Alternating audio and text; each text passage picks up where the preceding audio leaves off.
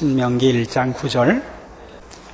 신명기 1장 9절. 그때 내가 너희에게 말하여 이르기를 나는 홀로 너희 짐을 질 수 없도다. 너희 하나님 여호와께서 너희를 번성케 하셨으므로 너희가 오늘날 하늘의 별같이 많거니와 너희 열조의 하나님 여호와께서 너희를 현재보다 1000배나 많게 하시며 너희에게 허락하신 것과 같이 너희에게 복 주시기를 원하노라. 그런즉 나 홀로 어찌 능히 너희의 괴로운 것과 너희의 무거운 짐과 너희의 다툼을 담당할 수 있으랴. 너희의 각 지파에서 지혜와 지식이 있는 유명한 자를 택하라. 내가 그들을 세워 너희 두령을 삼으리라 한즉 너희가 대답하여 이르기를 당신의 말씀대로 하는 것이 좋다 하기에 내가 너희 지파의 두령으로 지혜가 있는 유명한 자들을 취하여 너희의 어른을 삼되 곧 각 지파를 따라 1000부장과 100부장과 50부장과 10부장과 패장을 삼았다. 이 신명기의 서두의 기록에 뜻밖에도 이 모세가 여러 지도자를 세운 것, 여기 식으로 표현하자면 어른을 삼은 것, 1000부장, 100부장, 50부장, 10부장, 패장을 삼은 이 일이 서두에 나오는 이유가 하나님께서 이스라엘 백성에게 은혜와 복으로 다스리시며 통치하시는 그 손길이 하나님의 모든 백성에게 골고루 그 은혜가 나누어질 수 있도록 이 지도자를 삼는 일이 선행되었다라고 말씀을 드렸습니다. 그런데 바로 이 문제, 하나님의 통치가 그 부르신 백성에게 골고루 혜택을 입히는 이 일이 구체적으로 어떤 형태로 나오는가, 형태보다는 구체적으로 어떤 내용인가, 이렇게 오늘은 살펴보려고 합니다. 민수기 11장에 먼저 이 여러 중간 그 리더들을 세울 수밖에 없었던 이유가 나옵니다. 민수기 11장 4절입니다. 구약성경 213페이지. 이스라엘 중에 섞여 사는 무리가 탐욕을 품음에 이스라엘 자손도 다시 울며 가로되 누가 우리에게 고기를 주어 먹게 할꼬.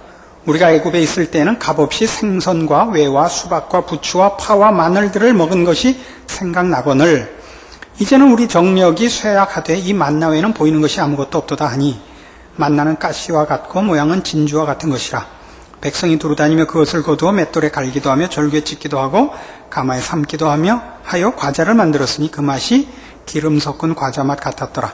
밤에 이슬이 지내 내릴 때 만나도 같이 내렸더라. 백성에 온 가족들이 각기 장막문에서 우는 것을 모세가 들으니라. 이러므로 여호와의 진노가 심히 크고 모세도 기뻐하지 아니하여 여호와께 여짜오되 주께서 어찌하여 종을 괴롭게 하시나이까. 어찌하여 나로 주의 목전에 은혜를 입게 아니하시고 이 모든 백성을 내게 맡기사 나로 그 짐을 지게 하시나이까. 이 모든 백성을 내가 잉태하였나이까. 내가 어찌 그들을 생산하였기에 주께서 나더러 양육하는 아비가 젖 먹는 아이를 품듯 그들을 품에 품고 주께서 그들의 열조에게 맹세하신 땅으로 가라 하시나이까. 이 모든 백성에게 줄 고기를 내가 어디서 얻으리까. 그들이 나를 향하여 울며 가로되 우리에게 고기를 주어 먹게 하라 하온즉 책임이 심히 중하여 나 혼자는 이 모든 백성을 질 수 없나이다. 주께서 내게 이같이 행하실진대 구하옵나니 내게 은혜를 베푸사 즉시 나를 죽여 나로 나의 곤고함을 보지 않게 하옵소서. 여호와께서 모세에게 이르시되 이스라엘 노인 중 백성의 장로와 유사되는 줄을 네가 아는 자 70인을 모아 데리고 회막 내 앞에 이르러 거기서 너와 함께 서게 하라. 내가 강림하여 거기서 너와 말하고 네게 임한 신을 그들에게도 임하게 하리니 그들이 너와 함께 백성의 짐을 담당하고 너 혼자 지지 아니하리라. 이것이 첫 번째로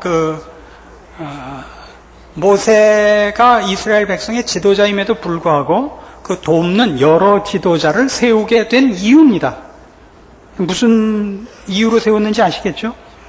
그러니까 하나님의 은혜로우신 통치가 모든 백성에게 골고루 시행된다 그렇게 생각하면 여러분은 그걸 누가 잘 받아서 잘 나눠줄까 이 생각을 우선적으로 하시겠지만 그것도 물론 중요한 거예요. 먼저는 뭐가 중요하냐면 그것을 받아오는 자가 먼저 지친다고요. 의외로 그 부분은 생각이 보통 없다고요.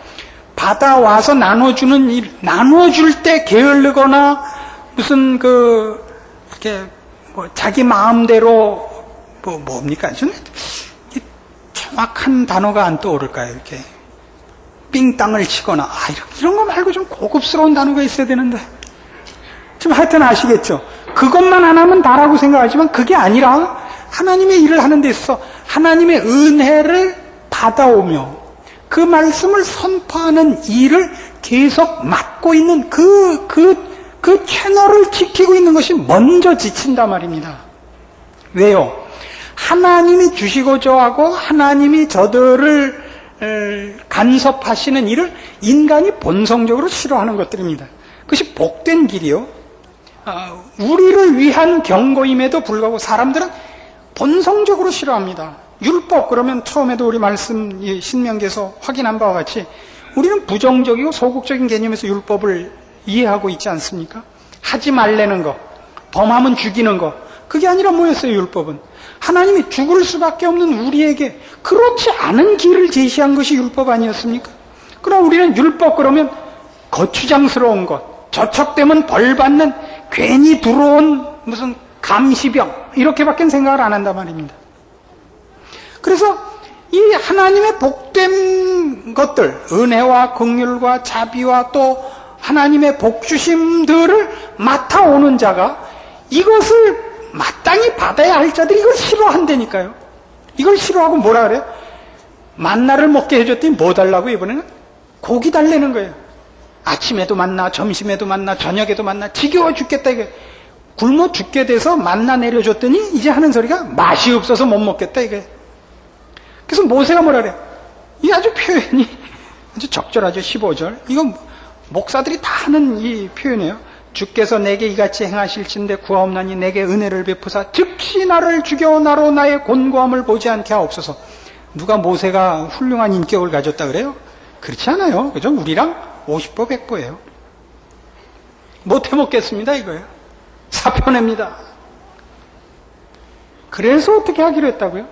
장로 70인을 세우는 거예요. 그래서 우리는 이런 얘기를 지금 확인을 해야 됩니다. 목사를 포함해서 장로님들이 함께 다 명칭이 장로입니다. 설교를 전담하는 장로를 목사라고 합니다. 그 설교를 전담치 않는 장로님들을 그냥 보통 장로라고 부르죠. 근데 어떻게 된 게 한국 교회는 전통이 이 목사와 장로 사이에는 갈등이 있고 서로 견제하는 사이같이 이상한 전통이 굳어져 왔습니다. 그렇지 않습니다. 이 목사와 장로는 함께 이 일을 맡은 자인 것입니다. 어떤 일이요? 지치지 않게 하는 일을 맡은 것입니다. 그러니까 이 장로들을 어느 중에서 뽑았냐면 백성의 장로와 유사되는 줄을 네가 아는 자 70인을 모아오라 이겁니다. 그러니까 장로라 그러면 한 집단에서 제일 어른들이죠. 어른이란 나이만 먹은 것을 말하는 것이 아니라 그 지혜와 분별과 인격과 뭐 이런 모든 면에서 사람들이 우러러보는 어른을 말하는 것입니다. 이 장로 70인을 뽑아 일단 모세가 지는 이 짐을 나누게 한 겁니다. 이렇게 가지 마세요. 모세가 목사의 상징이고 70 장로가 그의 보조자다 이런 뜻이 아닙니다. 그게 누구래도 상관이 없습니다. 전체가 다 하나님의 일을 하는 데 있어서 하나님께서 베푸시는 은혜와 자비와 긍휼, 구원, 생명, 진리 이런 것들을 전달하는데 이 은혜됨과 복된 것을 받아야 마땅한 자들이 이걸 배척한다니까요. 그래서 이 일을 맡은 자가 지친다고요. 그걸 서로 지치지 않게 해주는 일을 위해 이쪽에도 하나님이 여러 지도자를 세우는 겁니다. 하나를 세우는 것이 아니라 이것이 교회에서 장로의 직분인 것입니다. 장로라는 직분을 꼭 맡아야 이 일을 하는 것은 아닙니다. 그 조직과 질서상 장로라는 직분을 만든 것이지 교회 안에는 직분을 공식적으로 갖지 않았지만 내용상으로 그 일을 하는 일들을 얼마든지 여러분들은 맡으셔야 되는 겁니다. 또 실제적으로는 어떤 일에 있어서는 누가 이런 어른이 되고 누가 아이가 되고 또 다른 일에서는 거꾸로 아까 일에 아이 되었던 사람이 어른이 되고 아까 어른이었던 사람이 아이가 되고 하는 일이 이렇게 교차적으로 나타나서 서로 돕도록 되어 있는 것이 교회라고 저는 생각을 합니다. 그래서 이 문제에서 우리가 제일 중요시해야 되는 건 뭐냐면, 혹 이 일을 맡게 되면, 물론 장로님들은 물론 그렇고, 장로라는 직분을 공식적으로 맡지 않았어도 어떤 경우에, 혹은 실제적으로 그 사람의 신앙이 장로의 직분을 맡아야 되는 내용적 수준에 와 있는 분들은 이 부분을 더 분명히 하자 이겁니다. 그가 맡은 일의 초점은 관리자가 아니고 하나님께서 하시는 일을 분별하며 통찰하여 하나님의 이 은혜와 긍휼과 자비와 진리와 생명과 구원의 일이 끊기지 않게 하는 것이 그의 중요한 사명인 줄 인식해야 됩니다. 숨 안 쉬고 좀 길게 얘기했나요? 그러니까 우리가 교회 안에서 어떤 일들을 보게 되느냐면 제일 현실적으로 많이 보는 것이 싸움입니다. 누가 잘못했느냐를 떠나서 교회 안에 싸움이 생기면 무엇을 방해하게 되느냐면 하나님의 은혜와 진리와 생명과 구원의 사역을 방해하게 됩니다. 그것만은 끊이지 않게 하는 일을 하는 것, 이것이 장로된 자의 책임이다 말입니다. 싸울 땐 싸우더라도 예배 볼 때만 우리 같이 보고 하나님의 말씀을 들읍시다. 이걸 지켜야 하는데, 여러분 그동안 한국교회에서 싸우는 교회들을 가보면 어떻게 해요? 뭐 A파와 B파가 싸우면 A파가 찬송 부르면 B파는 통성기도하고, B파가 설교하면 A파는 뭐 또 딴 거 하고 서로 방해하는데, 제가 알고 있는 사건 중에서 제일 기가 막힌 거는 핸드마이크 사이렌 울리는 거 있죠? 상대방이 뭐 하려고만 하면 사이렌 울리고 쳐들어가는 거예요. 상대방 팀에서 누가 강단에 올라오면 몸 좋은 사람들이 가서 붙잡아 내리고 매다 꽂고 강대상 점령하고, 정치판이나 교회판이나 다를 게 없습니다. 왜 그러냐? 망고 반대하는 사람만의 잘못이 아니라 놔두면 올라와서 설교 시간에 개인적인 정죄를 하니까, 설교를 하는 게 아니라 하나님 말씀을 전하는 것이 아니라 개인적인 정죄를 하니까, 목사와 교회가 틀어지면 왜 서로 예배 보기가 어려우냐? 목사가 강대상에 서서 하나님 말씀을 전하지 않고 지랄을 떠니까 이게 어렵단 말이에요. 이걸 방지하는 것, 아시겠죠? 이게 장로의 책임인 겁니다. 끝나고 무슨 싸움을 하든 뭐 칼을 뽑든 총을 뽑든 하나님의 말씀을 전하며 하나님의 통치를 시행해야 되는 일만은 중단되거나 방해받지 않게 하는 것, 이것이 목사와 장로의 책임인 것입니다. 이 말을 꼭 기억해 두시기 바랍니다. 교회 안에는 여러 가지 시험거리가 생길 수가 있습니다. 근데 그 어떤 시험거리들도 그 싸움을 하다가, 그것이 시비를 가리다가 바로 이것, 하나님의 은혜와 진리와 생명과 구원의 사역을 방해하는 것이 되거든 무조건 중단하시라 말입니다. 무슨 말인지 아시겠죠? 이것이 우리가 해야 되는 일입니다. 그리고 이 일을 함에 있어서, 이게 지금 모세가 이 하나님 앞에 구하여 이 많은, 말하자면 어떤 의미에서 많은 그 중간 지도자들이라는 그 도움는 보조자들을 얻은 것은 이 일이 얼마나 힘든가를 보여주는 것이고, 그리고 그런 의미에서 이 일을 모두에게 납득하거나 이해를 받아서 할 수 있는 일이 아니라는 것을 우리에게 가르치는 것입니다. 대표적인 예로 에스더 4장 같은 데 가보세요. 구약성경 754페이지 에스더 4장 15절 말씀 보십시오. 에스더가 명하여 모르드게에게 회답하되, 당신은 가서 수산에 있는 유대인을 다 모으고 나를 위해 금식하되 밤낮 3일을 먹지도 말고 마시지도 마소서. 나도 나의 시녀로 더불어 이렇게 금식한 후에 규례를 어기고 왕에게 나아가리니 죽으면 죽으리이다. 그 유명한 죽으면 죽으리이다가 여기 나오는데, 이게 왜 나오고 어떤 의미에서 나왔는지를 알아야 됩니다. 이제 하만이라는 사람에 의해서 이제 유대인들이 이제 다 죽게 생겼습니다. 그걸 알게 된 모르드게가 이제 에스더에게 와서 네가 지금 왕비의 자리에 있으니 네 백성을 구하는 일에 네가 힘을 써라. 네가 왕비니까 나는 괜찮다. 그러고 너 외면하면 하나님이 너를 통하여 이 일을 하시려고 아마 너를 왕비를 세웠을지 모르는데 네가 안 한다고 해서 하나님이 그 일을 방해받으실 것은 없지만 너는 내 책임 안 한 것이 된다. 너 그거 기억해라.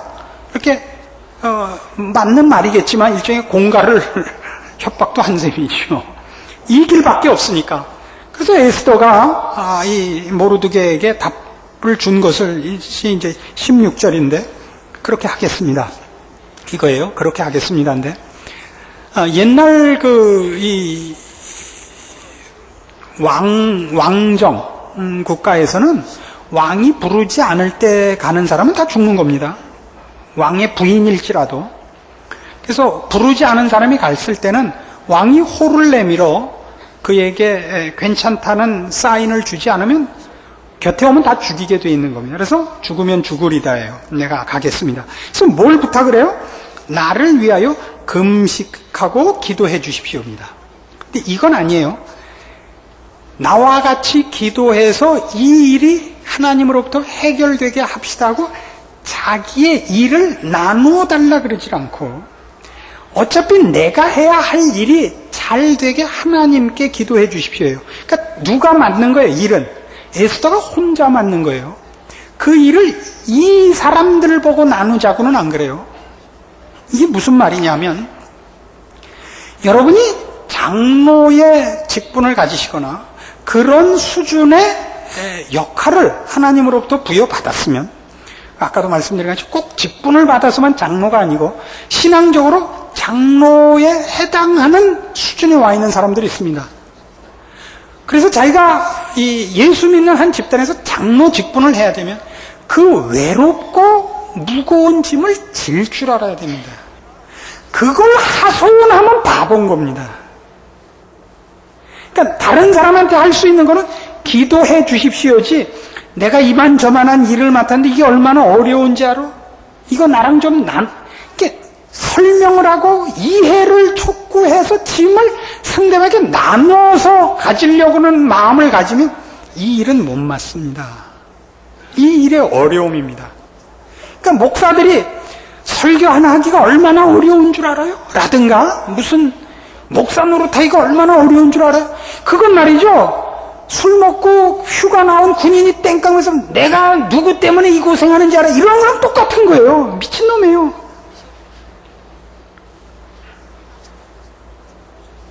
그래서 하나님께서 더 많은 은혜와 더 많은 것을 함께 하시는 것을 그 짐을 질 줄 알아야 돼요.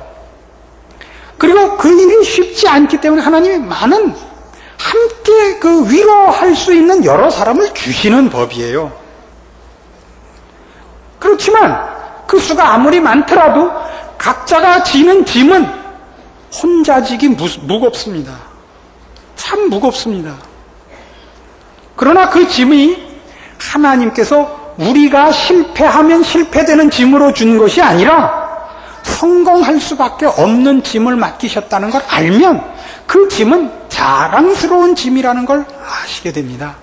이것이 장로의 영광이요. 또 큰 특권이요. 또 큰 짐입니다. 그리고 이것이 지켜져야 모든 하나님의 백성들에게 전달돼야 할 하나님의 은혜와 통치하심이 끊임없이 전달될 수 있는 것입니다. 그래서 여러분들은 목사와 장로를 위하여 기도해야 됩니다. 그리고 그 지도에 따라야 됩니다. 그리고 목사와 장로는 그가 맡은 짐의 귀중함과 무거움을 인식하고 소중히 여기며 충성되게 이 일을 해야 할 것입니다. 근데 이제 한 걸음 더 나가서 이 민수기 11장에 나타난 사건이 그런 짐을 지는 쪽에서의 하나님의 통치의 그 원활함을 위하여 그 짐을 지는 자들이라면 처음에 말씀드린 것 같이 우리가 상식적으로 떠오르는 것, 하나님의 통치가 잘 시행되기 위해서는 골고루 나누는 자가 필요하다는 것, 이것이 두 번째 역할입니다. 사도행전 6장에 가시면 초대교회에서 집사를 뽑은 이유가 거기 나옵니다. 사도행전 6장 1절, 그때 제자가 더 많아졌는데 헬라파 유대인들이 자기의 과부들이 그 매일 구제에 빠짐으로 히브리파 사람을 원망한데 12사도가 모든 제자를 불러 이르되 우리가 하나님의 말씀을 제쳐놓고 공궤를 일삼는 것이 마땅치 아니하니 형제들아 너희 가운데서 성령과 지혜가 충만하여 칭찬 듣는 사람 7을 택하라. 우리가 이 일을 저희에게 맡기고 우리는 기도하는 것과 말씀 전하는 것을 전무하리라. 그러니까 뭐 때문에 집사를 뽑게 되죠? 구제하는 이 일, 하나님의 통치가 골고루 모두에게 나눠지게 하는 실무를 위하여 집사를 뽑는 것입니다. 그러니까 집사가 가져야 할, 또 공식적으로 집사로 뽑힌 사람만 꼭 집사는 아닌 것입니다. 이것도 마찬가지로 모든 성도는 집사직을 갖고 있다고 보셔야 됩니다. 그가 받은 모든 은혜와 알고 있는 진리와 구원을 나누는 일에 게으르지 않아야 되며 편협하지 않아야 되며 어떤 사감을 가지고 사람을 대해서는 안 됩니다. 모두에게 나눠줘야 됩니다. 모두에게 이 일을 해야 되는데 로마서 12장에 가면 그래서 이 일을 뭐라고 더 설명을 해놓느냐 하면 로마서 12장 8절 혹 권위하는 자면 권위하는 일로 구제하는 자는 성실함으로 다스리는 자는 부지런함으로 긍휼을 베푸는 자는 즐거움으로 할 것이니라. 여기 다 그게 나와요. 구제할 때는 어떻게 하라고? 성실하게 하라고요. 구제하는 자가 성실히 해야 됩니다.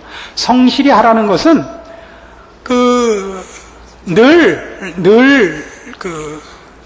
뭐라 그래야 돼요? 늘 그렇게 하라고요.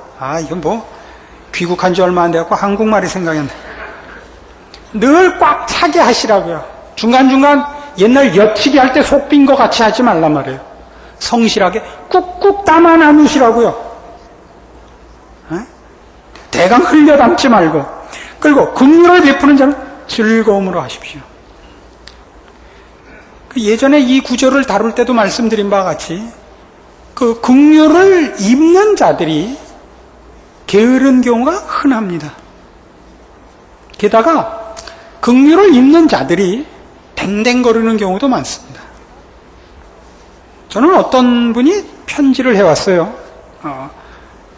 저를 좋아하고 제 설교에 심취한 자라 하는 말과 함께 여러 가지 질문과 그리고 개인적으로 제 서적을 사볼 능력이 없으니 책을 좀 보내주십시오. 이렇게 왔어요.